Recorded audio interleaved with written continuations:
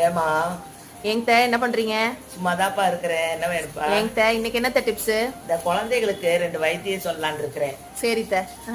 அது பல்ல நர நரன்னு கடிச்சிட்டீங்க தூக்கத்துல. ஆமா. அதுக்கு மந்திரிப்போம் கழிப்போம். ஆனா வைத்தியம் கடுக்காய முத நாளே தட்டி ஊற வச்சு அடுத்த நாள் காலையில அதை எடுத்து கொதிக்க வச்சு வடிகட்டி ஒரு கால் கிளாஸ் கொடுக்கணும். சரித்த. வாரம் ஒருக்கா கொடுத்தா போதும். சரித்த.